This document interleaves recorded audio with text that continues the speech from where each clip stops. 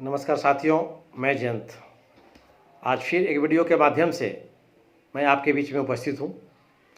मैं सबसे पहले बिहार के अपने तमाम नियोजित शिक्षक साथियों को क्रांतिकारी अभिनंदन करना चाहूँगा कि हम सभी एक दूसरे के पूरक बनके अपनी पुरानी नौकरी को बचाने में, अपने अस्तित्व को बचाने में हम सभी हकीकत को समझकर अपने रास्ते से कभी नहीं भटके, इसी संकल्प के साथ हम लोग नित्य अपने वीडियो के माध्यम से एक दूसरे से अपने विचार का आदान प्रदान करते हैं।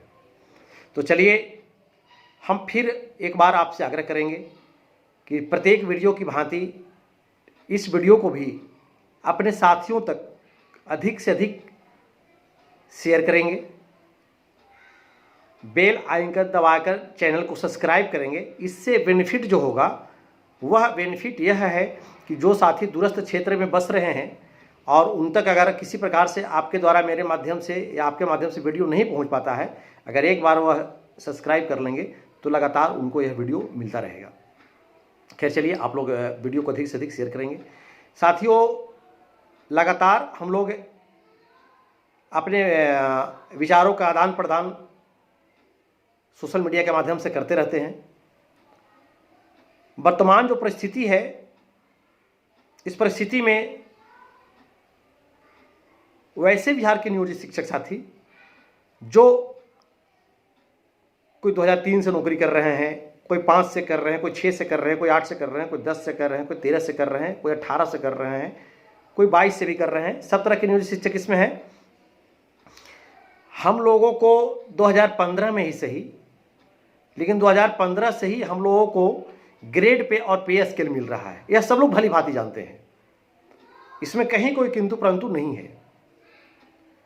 हमारी मुख्य लड़ाई थी समान काम का समान वेतन। हम लोगों ने कभी सरकार से यह मांग नहीं किया कि हमको अब राज्यकर्मी बना दीजिए। उठा के इतिहास, शिक्षकों की लड़ाई के इतिहास के पन्ने को पलट कर देख लिया जाए, हम लोगों ने कभी इसकी मांग की ही नहीं। हमारी मांग थी समान काम का समान वेतन, यानी कि जब एक शिक्षक हैं, एक समय है, एक टेबल है,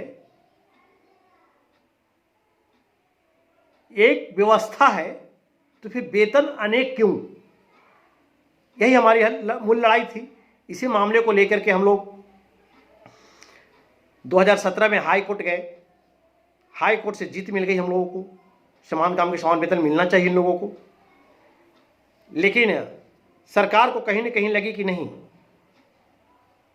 इनको हम समान वेतन नहीं देंगे, चाहे जिस रूप से ना देना चाह रहे हो। सरकार को इस बात, हाई कोर्ट के फैसला नागवार गुजरा और सरकार सुप्रीम कोर्ट चली गई। सुप्रीम कोर्ट में भी चाहे जितने भी संगठन थे, मैं एन केन प्राकरेन, जितने भी संगठन थे, सब ने अपना दमखम लगाया और हम लोग सुप्रीम कोर्ट में मजबूती से लड़ाई लड़ी। वहां भी सरकार अपनी ताकत दिखलाई। सरकार की ताकत होती है। खैर, हम लोगों ने भी पीछे नहीं हटा, आम शिक्षकों ने भी चंदा देने से पीछे नहीं हटा। इस लड़ाई में जो चंदा वसूलने वाले शौकिया नेता थे, जो आज आपको नहीं दिख रहे हैं, चंदा से अपना अच्छा खासा प्रॉपर्टी भी बना लिया। शिक्षकों की लड़ाई से उनको कोई मतलब नहीं था, उनको अपनी प्रॉपर्टी बनाना था, अपनी प्रॉपर्टी बना लिए वो।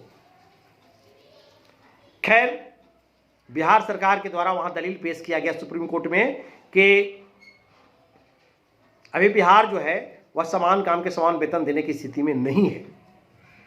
जैसे ही राज्य की आर्थिक स्थिति में सुधार आएगी, या हमारे राज्यकर्मी हैं, हमारे सहायक शिक्षक हैं, हम लोग को कहा गया था, इनको हम समान काम के समान वेतन का एक मूल अंश जरूर देंगे।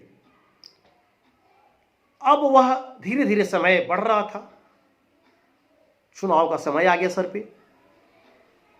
अब सरकार को कहीं न कहीं ऐसा आभास हुआ कि शिक्षक टकटकी लगा करके बैठे हुए सरकार की ओर, शिक्षक उम्मीद लगा करके बैठे हुए सरकार की ओर कि सुप्रीम कोर्ट के फैसले पर कहीं ना कहीं सरकार अब विचार कर रही है, हम लोग को समान काम का वेतन के बदले समान काम के बदले समान वेतन मिलेगा, तो चुनाव में तो बड़ा दिक्कत हो जाएगा। बस यही कंडीशन यहां पर पैदा हुआ और इस मामले को लेकर के सरकार के द्वारा एक बड़ा ही, जिसे हम स्वीट पॉइजन भी कह सकते हैं, मीठा जहर तैयार किया गया, जिसका नाम दिया गया सक्षमता। राज्यकर्मी, अरे कौन सा राज्यकर्मी? अभी एक नियमावली चल रहा है, आप लोग देखेंगे कि विशिष्ट किसको मानी है सरकार। परिचारी के दर्जे में विशिष्ट दिया गया है, जिसका ना ग्रेड पे होगा ना पे स्केल होगा। 2 पेज का चल रहा है शेयर चिट्ठी हर ग्रुप में, आप लोग उसका अध्ययन कीजिएगा। तो सरकार सुप्रीम कोर्ट के बाद से ही लग गई इसमें कि किस रूप में समान काम के समान वेतन की व्यवस्था को ही शिथिल कर दे। जब सरकार को कहीं से कोई रास्ता नहीं मिला कि सीधे सीधे नियोजित शिक्षकों को सेवा से मुक्त किया जा सकता है, सेवा से हटा दिया जाए, तब जो है, क्योंकि यह हमारा कानून बना हुआ है, हमारा संविधान बना हुआ है, संविधान में ऐसा कहीं कुछ नहीं है कि आप किसी को नौकरी दे करके और 10 साल 15 साल 20 साल 25 साल करवा करके आप उसको हटा सकते हैं। यह ऐसा कहीं नहीं है। हम लोग आज़ाद देश में हैं और हमारा जो मौलिक अधिकार है, जो हमारा भारतीय संविधान है, इसमें सारा कुछ कानून के तहत सबको अधिकार दिया गया है।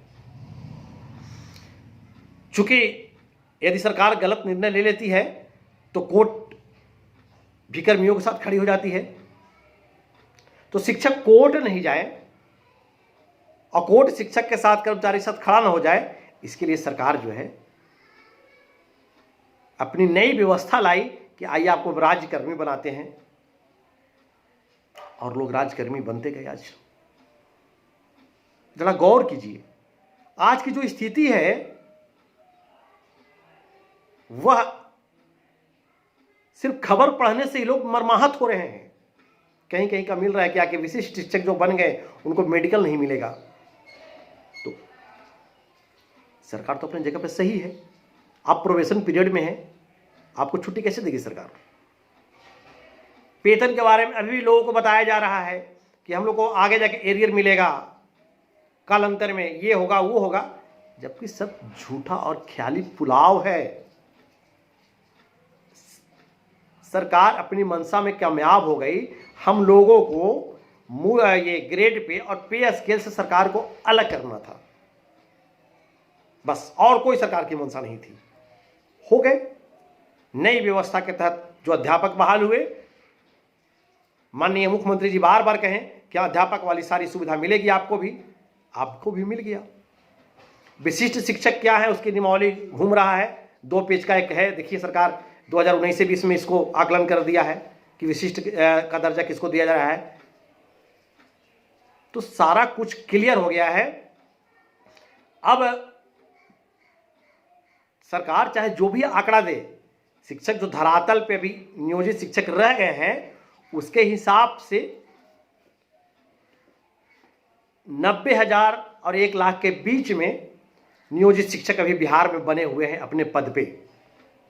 और ये वही शिक्षक बने हुए हैं जो पूरी तरह से सरकार की हकीकत को समझ गए, व्यवस्था को समझ गए। उन्होंने अपनी पुरानी नौकरी में ही रहना पसंद किया। हम शिक्षक हैं,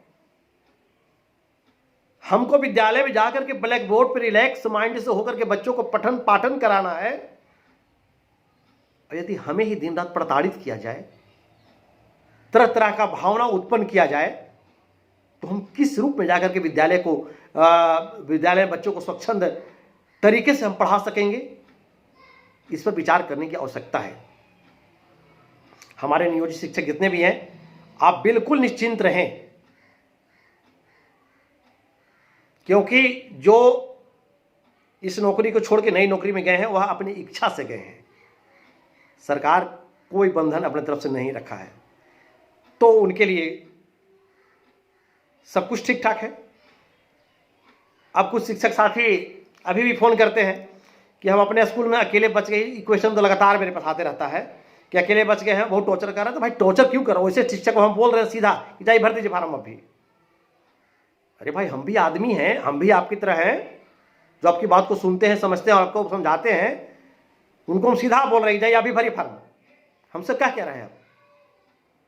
जब आपको खुद अपने भविष्य तय करने का शौक नहीं है तो फलना साथी कह रहा है, फलना साथी, फलने साथी कहने में तो आज यहां तक पहुंच गए। इसलिए बिल्कुल निश्चिंत रहिए। अब किसी के कहने, आप एक एक शिक्षक हैं, लोग बुद्धिजीवी आप लोग हैं, और एक बुद्धिजीवी व्यक्ति कहे कि कोई हमको परेशान कर रहा है कि तुम कुआं में कूद जाओ, तो आप कुआं में कूद जाएंगे? समझिए बात को। अभी पूरे बिहार से फोन आ रहा है कि वेतन कब तक होगा भैया, क्योंकि मार्च महीने का वेतन अभी तक शिक्षकों को नहीं मिल सका। ईद जैसे त्योहार में वेतन भुगतान नहीं हो सका। अभी जो स्थिति है, नए बजट के अनुसार, बजट सत्र 2025-26 में अभी किसी जिले में आवंटन उपलब्ध नहीं हुआ है।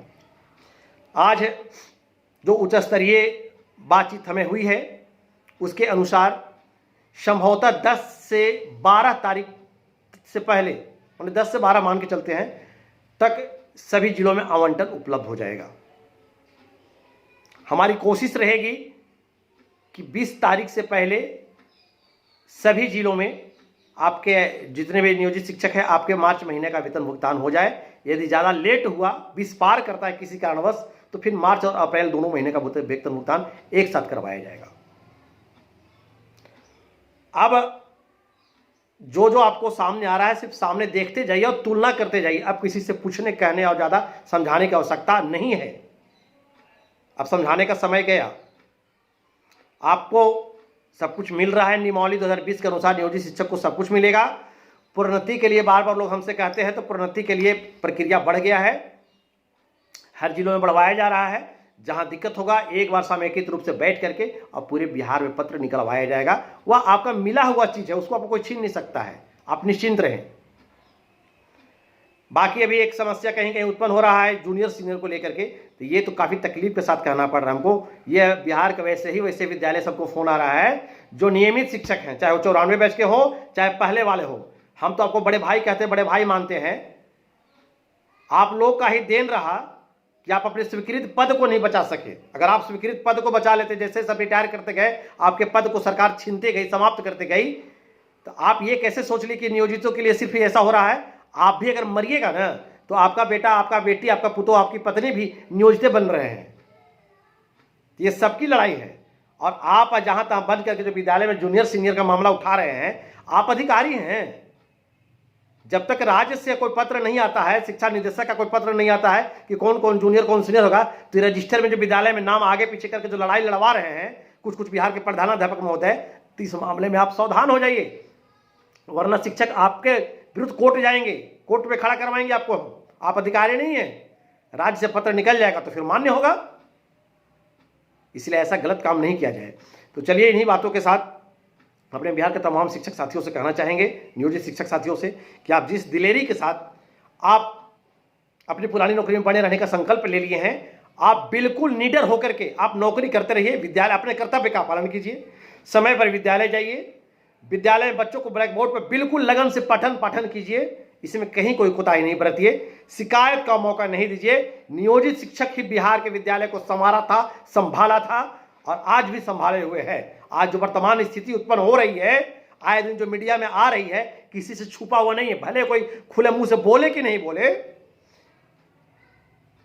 बोले, सारा हकीकत सब कुछ पूरा समाज जानता है कि जब नियोजित शिक्षक बनकर के आया था तो बिहार के विद्यालय में एक अलग रुख पैदा किया और बिहार के विद्यालय को सजाने और संवारने का काम किया। आज नियोजित शिक्षकों का ही देन है कि बच्चे टॉप मोस्ट में जा रहे हैं और बच्चों को इंटर, मैट्रिक और बीए में फर्स्ट डिवीजन को प्राइज मिल रहा है। यह बिहार के नियोजित शिक्षकों का देन है कि प्राइमरी और माध्यमिक स्तर का शिक्षा व्यवस्था को मजबूत किया। और आज की जो स्थिति जो है, हम खुले शब्दों में अपना कहना नहीं चाहते हैं, लोगों का रिएक्शन गंदा आने लगता है। वह समाज देख रहा है, समाज जान रहा है, हर तरह से ची ची ची ची हो रहा है। क्यों हो रहा है? यह किसकी गलती है? इसका आकलन आप लोग कीजिए और समझिए। तो चलिए, नियोजित शिक्षक हम लोग शिक्षक थे, शिक्षक हैं और नियोजित रहेंगे। हमें और कोई नया उपनाम मंजूर नहीं है। इसी बातों के साथ हम आप लोगों से कहना चाहेंगे कि इस खबर को भी अधिक से अधिक शेयर करेंगे, सब्सक्राइब करेंगे, साथियों तक भेजने का काम करेंगे। चलिए, जय हिंद, जय शिक्षक, जय भारत।